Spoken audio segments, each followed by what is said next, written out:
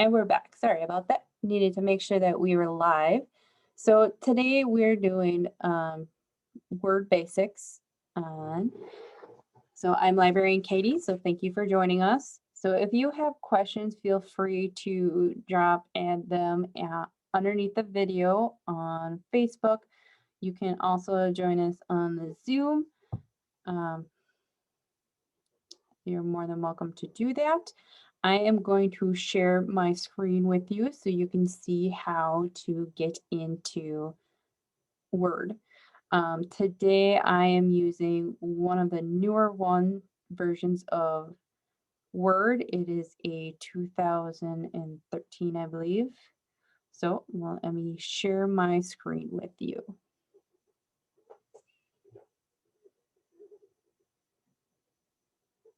Okay.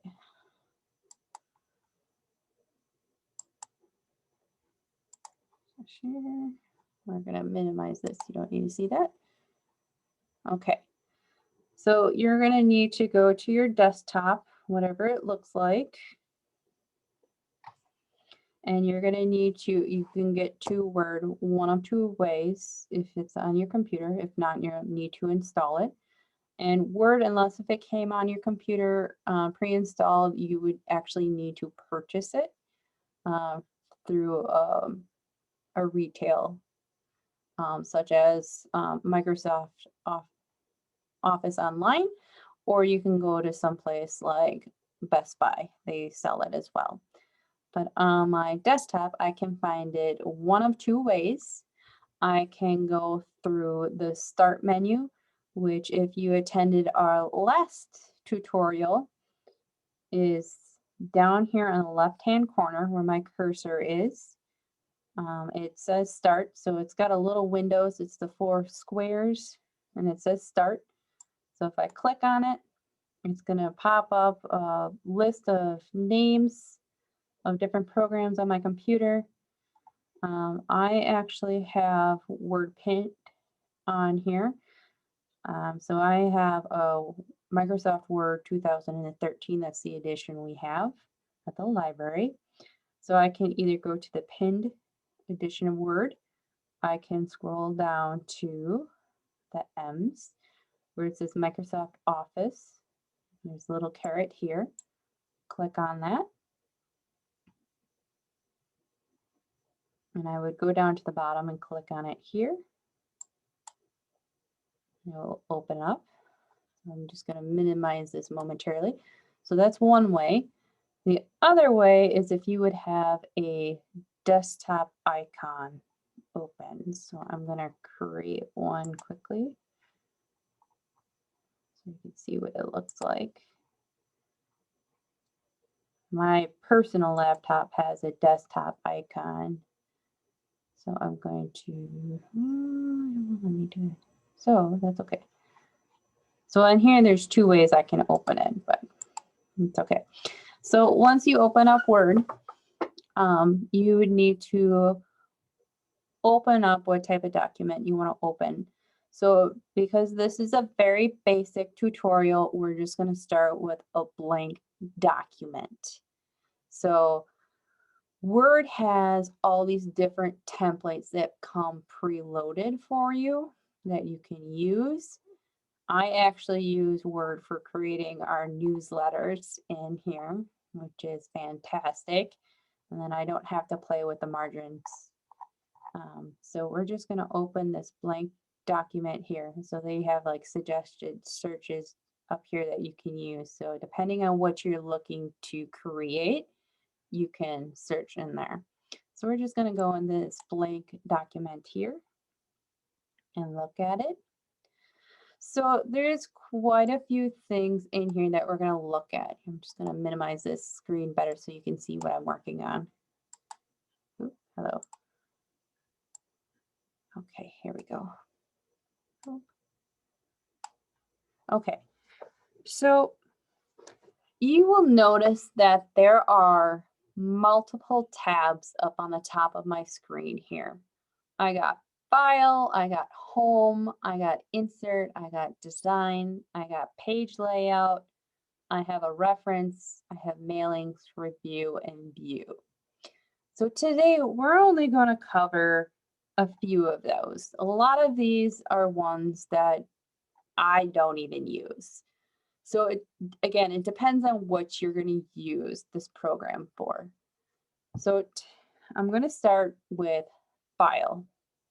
So file has a lot of good things that you need to know in here. So this will go with like new. So if you had already saved a program on here, so like these are all the programs that my coworkers and I have saved files in here. So for an example, what's one I can open up here? So I'll open up like this one. This is my outline for today's class.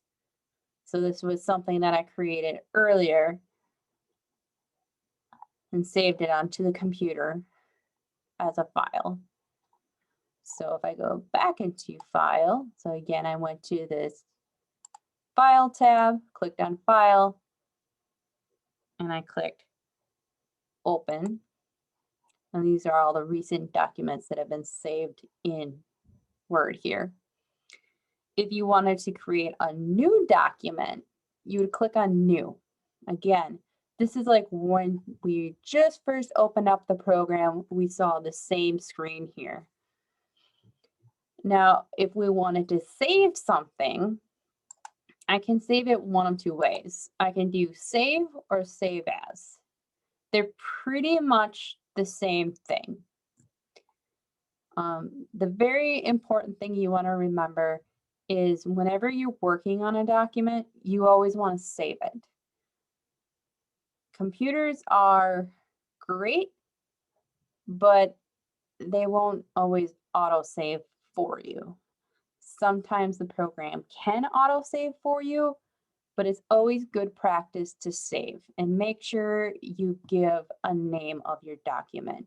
So if we go back to these documents here, all of these documents have names. And that's important because that's how we figure out what these documents are when we look through them. And it tells us where they are on our hard drive.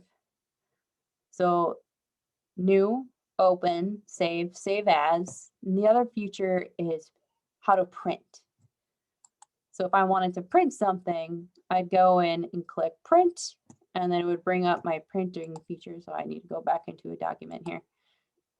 So it brings up my document and it will show a preview, and then it will ask me how many copies I want to print. It will also ask me which printer I want to send it to. It will ask me, do I want to print certain pages if it's a multi-page document? Do I want to print it one-sided if it's a multi-page document, maybe double-sided? Do I want to have it print long way? Do I want to print it this way? Sorry.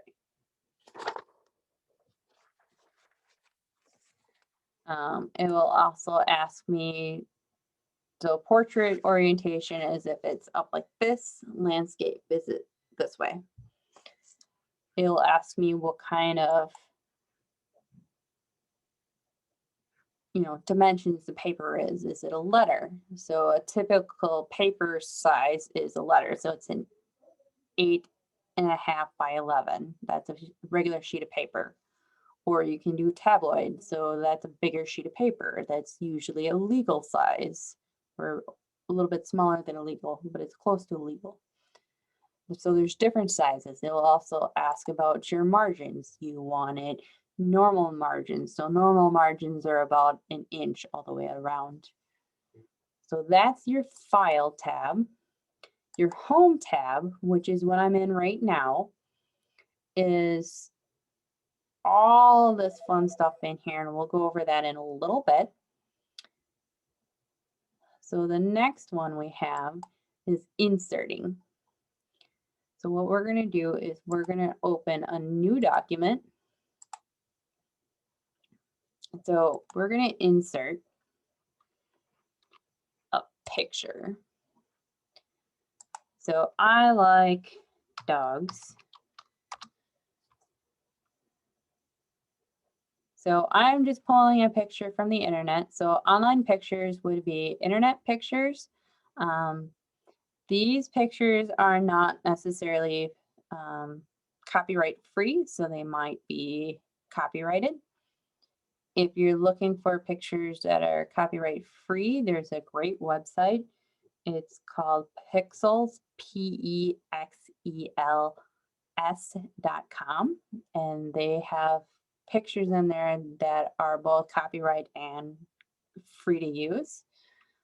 So I'm just using this one for now to show you what would happen. So I've now added a picture onto my document. And the nice thing about it is it's in a regular document, and if I wanted to move it around, I can't really move it because now it's just stuck on my page. I can resize it, but if I wanted to add words, it's only going to write right down here on the bottom corner. So if I hold my mouse, but making sure I can see the outside square of my picture and have this little icon out here, the layout options, I'm going to right click on my mouse and then left click it so that I get the layout options. I'm going to text wrap. So the text wrap allows me to write closer and higher up on the screen. So I'm going to do this one. So these are different ways of how the picture will lay on your paper. So I'm going to do that one. So now my cursor is up here. So I can write up here, cute puppies. Go down. And now my picture won't move and my words are still saying on here. These look like yellow labs.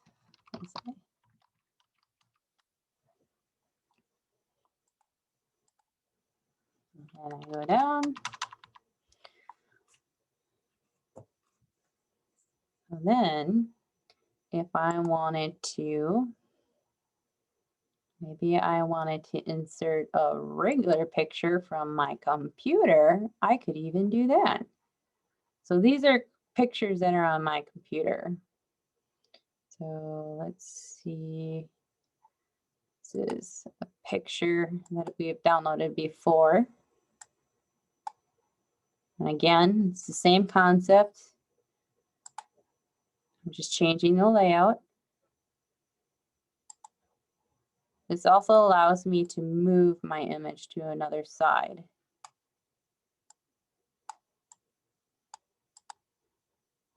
But my cursor can still move to other sides of the image. So this is inserting an image, but also allowing you to write and text next to your image. If I didn't do that, so if I put text, it moves my image down on me. So that's insert right there. I can also add a table. Maybe I want to create kind of like an address book. So name, address, phone number, John Doe.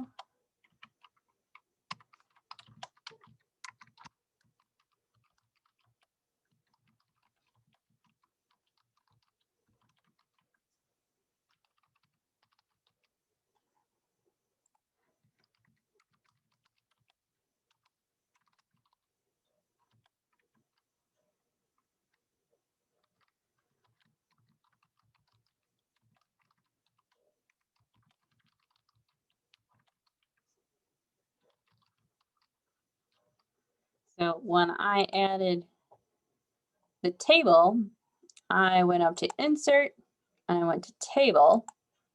I clicked on the carrots here and I just kind of highlighted what I wanted. So I'll go down again and add a blank table. So I click down here So 1 square, 2 squares, 3 squares, and I went down however big I wanted it to be. So if I wanted a lot, but I feel like that's not enough squares for me, what I can do to add more is I just would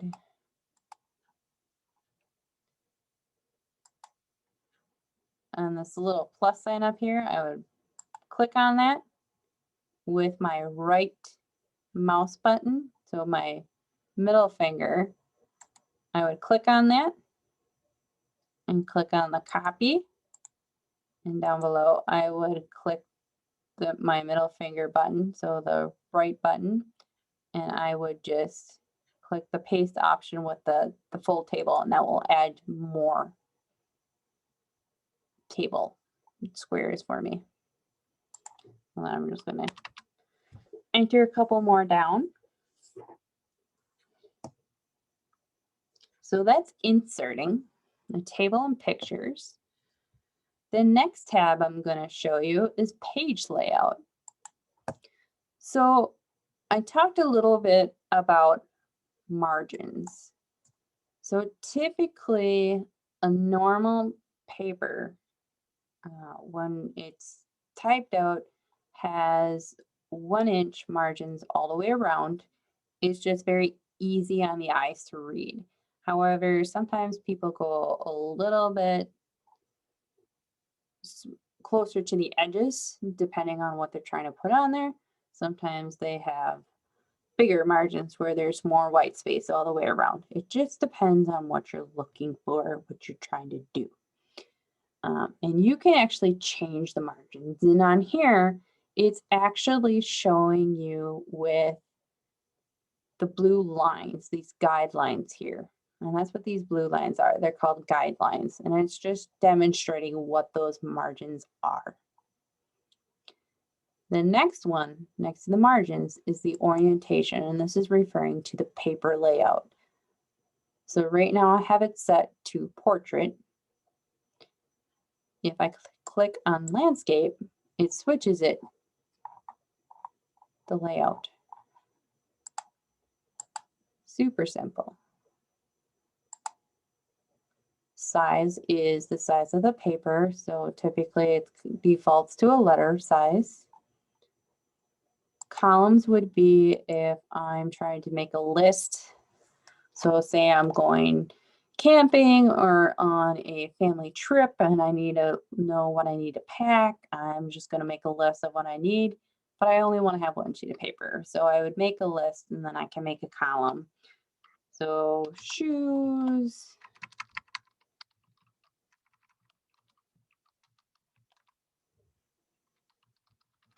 shirts, jacket.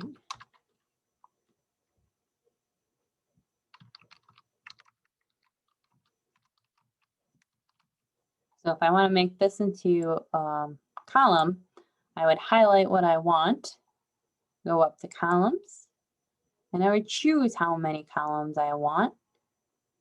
I'm going to do 2.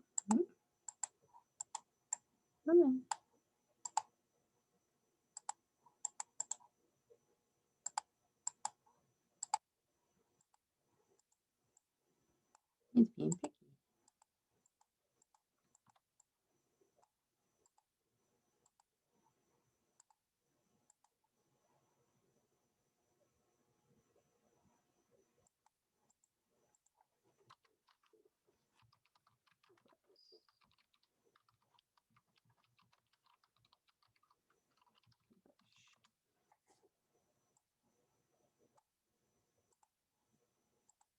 There we go. Might need it more in there. So now I have some columns going on here.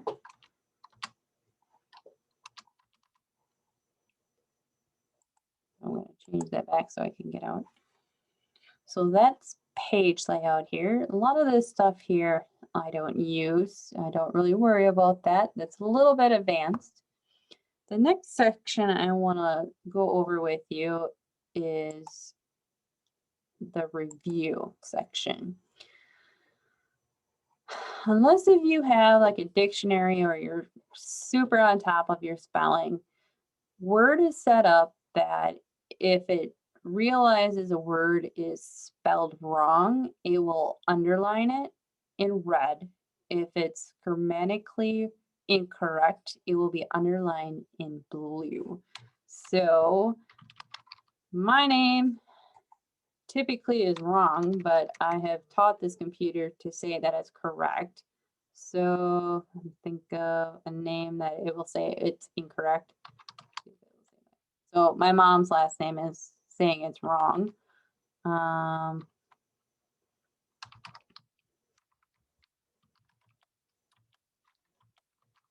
I didn't do it. Won't go to bed. Okay, so if you notice, so this one is a spelling error. This one is a grammatical.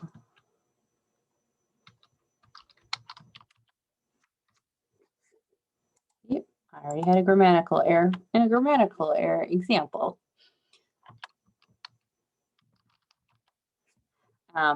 So Word will point out what it believes is wrong. So a lot of times with names, unless if it recognizes a name, it will show that it is wrong. To correct that, you would just run the spelling and grammar. So you'd go to review, click on the spelling and grammar. So it'll just be show ABC and check mark. So I'm going to click that.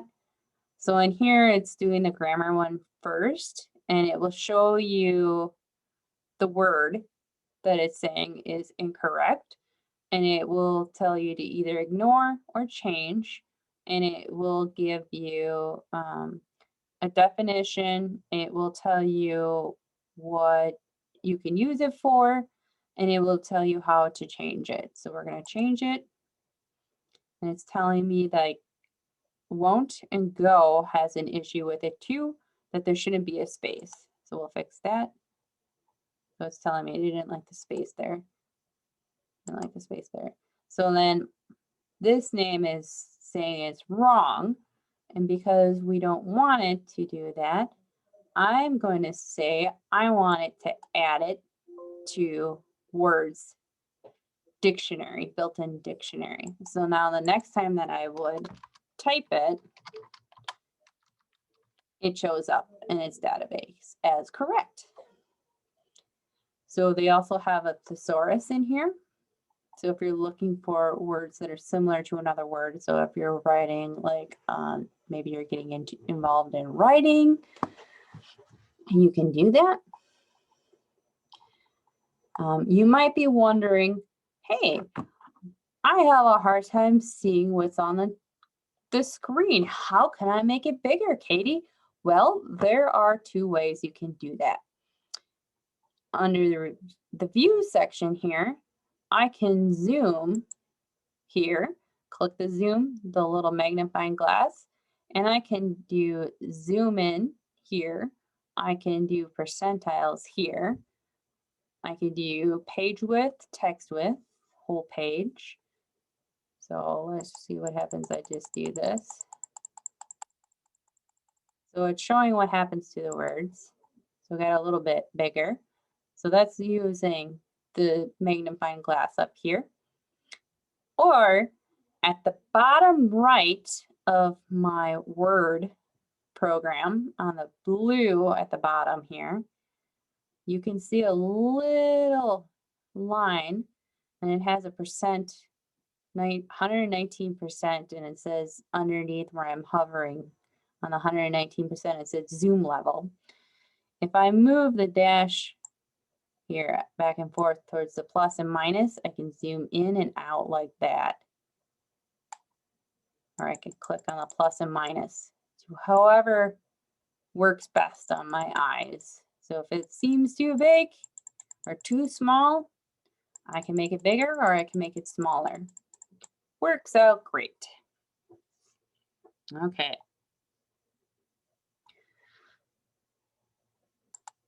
So that's all in the review section in here. Again, there's a lot of review in the view section. The other thing in the view section here is the layout. So currently this is the print layout. So if I would print my document right now, this is what the printer would show. It would show the full document like this. I could also do a web layout, and it just kind of looks funky this way. But if this was posted on a website, that's how it would look. So typically I have it set as a print layout. It's just easier for me. When I work on documents, I always have a ruler. That's what this is up on the top here and on the side here. That's just something that I've always used when I'm working on documents. So those are the main tabs that I wanted to show you. So there's a couple other tricks I wanted to show you. So you might be wondering, well, how can I emphasize text in a document? Well, there's 3 ways you can do that. You can underline, bold, or italicize a word or words. So you can do it one of 2 ways. You can use these icons up on your home tab here. This is your home tab. So everything on here is your home tab. So underneath where it says your theme fonts here, that's what this is, your theme fonts and your font size. Right here is how you can emphasize your text. You can make it bold, you can underline, you can italicize. So what we would do is we would highlight the word. So you would basically left click the word with your mouse. You could then go up and click on the B to bold it, or you can use a fast key. So the fast key command on your keyboard is using the command, so we'd highlight it. We'd use Control, and at the same time as Control, the letter B.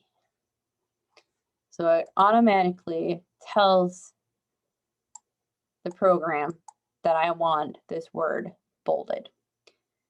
So if I wanted to underline, so I would highlight, I can italicize, push the button, or I can highlight, italicize, Control, italicize.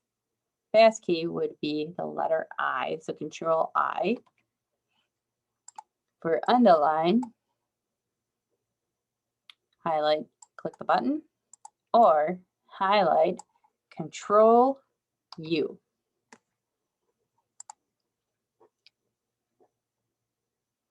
So, but what if I wanted to make it pop, make it colorful? Well, I can highlight it. So we have a highlight feature where I can highlight it with color on the document rather than print it out. So I can highlight the word and I can click my color. Just going to choose yellow and just do that. I can also change my font size, highlight my word. I can do it 2 ways. I can change the font size this way, or where these A's are right here, I can click up and down and it just goes up or down 1 size at a time. This, I can pick and choose what I want. I can also change the font type.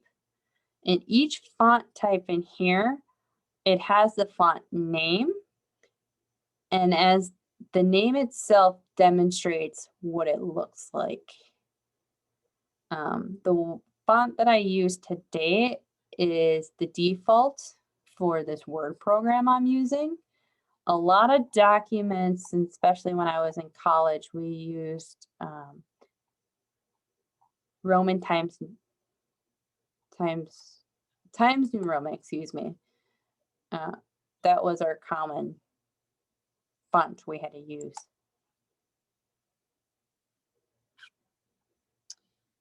You might wonder, how can I center my text? Well, the cursor needs to be near that word to move it. So to center it, it can either be at the end or the beginning of the word, and I just would click the button I want. So right now it's centered. If I want to move it all the way to the right of my screen, I click the right. So these buttons are demonstrating where they would go.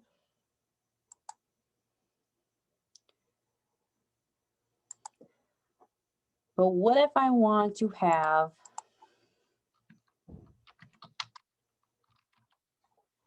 a list showing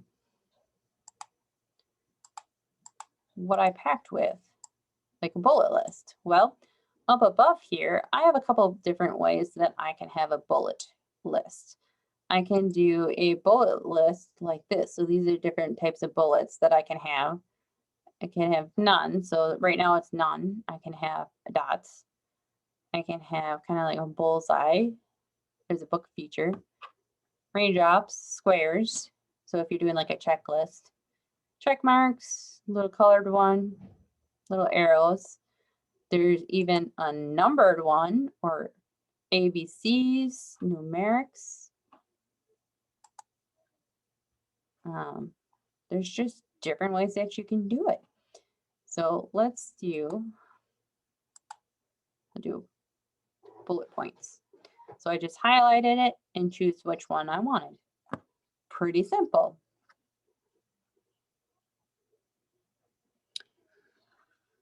So then the other thing is when I'm typing, Word tends to have a default spacing automatically. To correct that, you would highlight your text, go to paragraph. So this is the paragraph section. There's a little square with an arrow pointing down to the bottom right corner. You'd click on that. You change the line spacing to either single or 1.5 lines. So if you want it where it's all closer together, go single. And the after you want to put to 0. You want the before and after to be 0, along with line spacing to be 0 as single as well. So then I'm going to say okay. And then it brings everything closer together. And it just makes it easier to read rather than spaced out. If everything is spaced out and doubled, it's going to be more pages. But if it's single, it's going to be less pages and easier to read too. Okay. Some other fast keys that you might be interested in knowing would be Control S. So Control S is another way to save. So Control S brings up Save As. Right now this would save to our computer. You could also save to a flash drive. You could save to an external drive. Whatever you need to. Saving is always good. Otherwise you'll have to retype everything. Another one is Control P. Control P is to print. So if you forget to go to File, down to Print, Control P. To open a document is Control O. Control O. So again, Control O is how we would open a document. Control N is a new document. So I just open a new document. It's pretty cool. So I always encourage people to try out a program. If you get stuck or if you're still feeling uncomfortable, feel free to come in with your questions and I will be more than happy to help you out. Thank you for joining me today. I'll see you next time. Bye now.